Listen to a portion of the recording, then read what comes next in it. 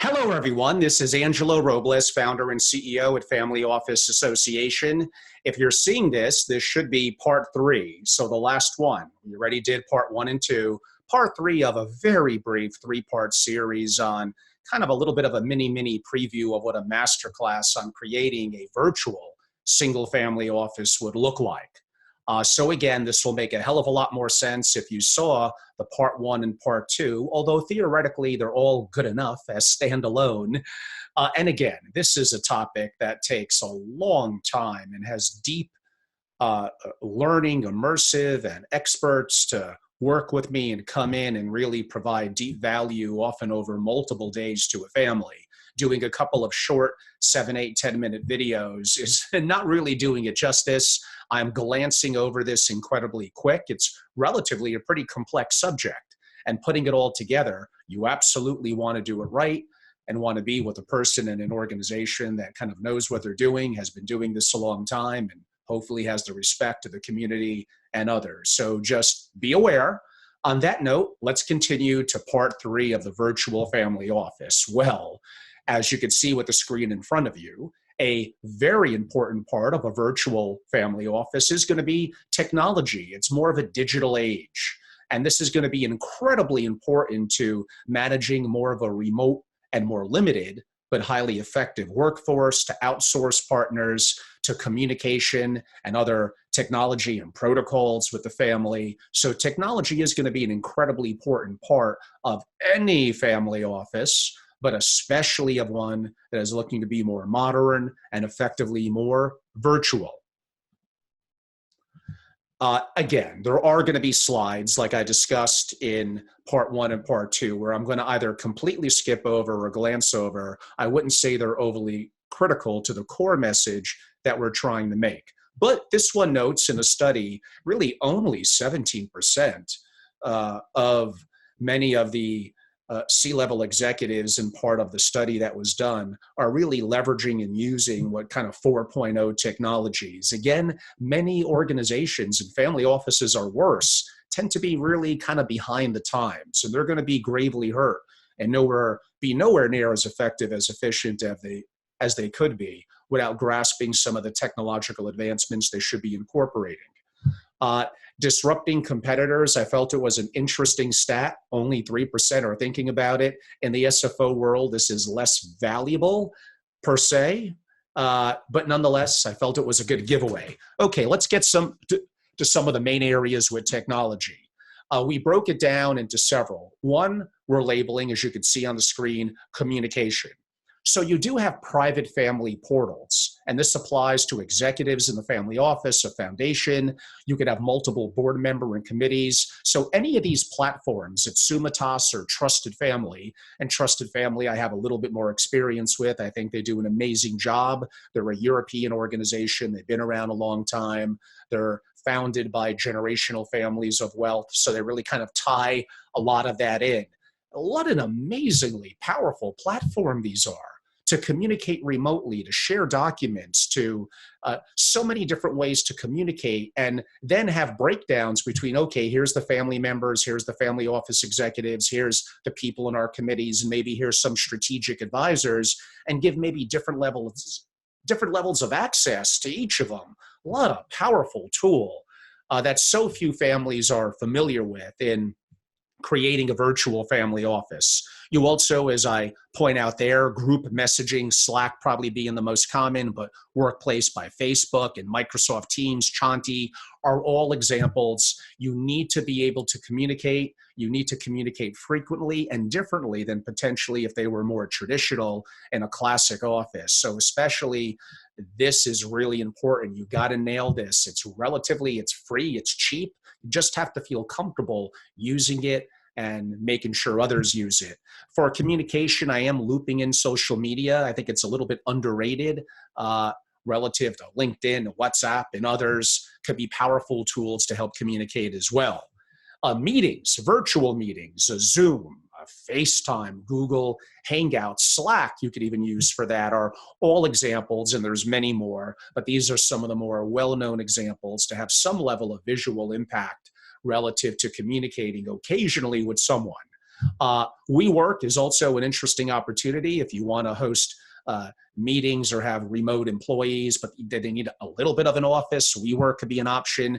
PeerSpace and SpaceSpace are interesting organizations as well, a little different from their perspective. Again, we're not going to have a time to do a deep dive into everything. Very underrated CRM, relationship management, especially in a virtual family office. What a powerful and effective tool this is, yet so few family offices are good at it. Greenrope, Salesforce, and maybe my favorite and the easiest, HubSpot, are examples of that. Project or task management, especially with remote workforce, you got to know who's being assigned what progress they're making on the goals. Trello, Basecamp, Asana.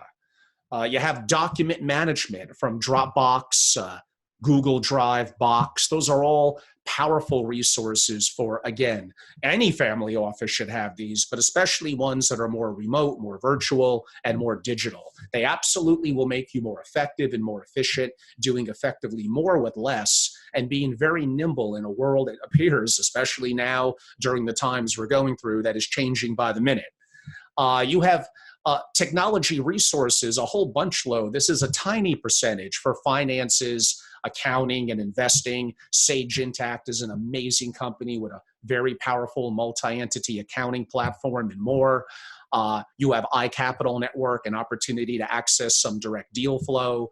I see Novus and Burgess, and these are wonderful organizations that do deeper dives into underlying holdings of maybe private equity firms, private companies, but your investment team and your leaders need to have a little bit of a handle, a lot of a handle, in terms of what's going on from an accounting and from an investing perspective and helping them make the right decisions. Again, if you don't have the resources to be able to do this and implement this, then don't have a family office. It's not going to be for you. Aggregation and reporting. Yeah, you could cobble together statements and put it on an Excel spreadsheet. That probably puts you where most families are. But if you're going to have a more virtual family office, you want to explore, and you have significant assets, diverse assets. Adapar, Citco, SCI Archway, SRL Global, maybe more so for European families, Solovis, which is now under an umbrella of one of the companies, I'm forgetting who at the second, SS&C, Black Diamond, which is, I believe, part of SS&C, is probably the most cost effective. But again, it all depends. Do you need general ledger, accounting, conversion of monetary units, they're all different. Now, there is a company on here, a Mirador, which will work with some of these organizations on your behalf, making you choose the right one, and even working with them and producing the documents to get them how you want. So maybe you don't need to bring a person internal for that. The founder there, Joe, does an amazing job. We highly recommend them. And I see Sonama on the list as well. They create a custom Excel spreadsheet that you own, a little bit more work on your part, but highly cost effective, relatively speaking, and pretty easy to use. They're based in Michigan, and they do an amazing job as well. For those with significant art collections, I see Collectify, Collector on there. And again, this is really just a snapshot of what's available, but some of the more common firms that do that. So kind of in wrapping up, maybe the most important section for many of you, this is not as hard as it looks, but you need to dedicate some time and effort into it to make some of the right decisions, possibly a consultant to help you, guide you along. Whether you're a traditional family office or a virtual, this is going to be important. It's just a little bit more important for obvious reasons relative to more remote and more digital and technology driven, of course, in a virtual family office. Measuring a single family office, a virtual family office sets goals and measures against them to make rational, objectively based decisions. That's very important. You need to have benchmarking and best practices. You need to have goals set. They need to be monitored. You need to be constantly in touch with the family to make sure the goals haven't changed, which they frequently do. And these are all the challenges of working inside a single family office. Now, I don't know why I have this slide. Virtual SFOs will make us obsolete, but that's a good thing. They won't necessarily make us obsolete, but By delegating commoditized tasks, you free yourself to work at a higher level, delivering better results. You work on a level of owning the creativity, of owning the service to the family. And I think that's going to be very, very important. And a lot of tasks, let's face it, with AI and technology is going to be commoditized.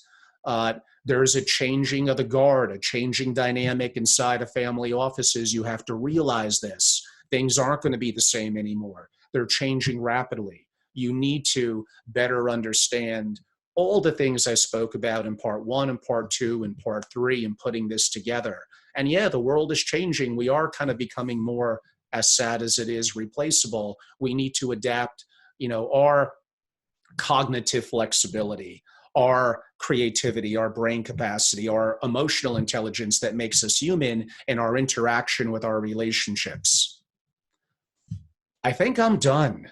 So hopefully you enjoyed really any of these, part one, part two, part three. As a standalone, it's fine, but they really work together as part one, part two, and part three on effectively a tiny snippet, a really small look into the work that we do at Family Office Association, working with our members and our relationships, and especially now more than ever, the virtual family office. Everyone, I'm Angelo Robles, founder and CEO of Family Office Association. We're a global membership organization dedicated to single family offices. We do a truckload of proprietary content, online content and communication, as well as host many events and programs around the world.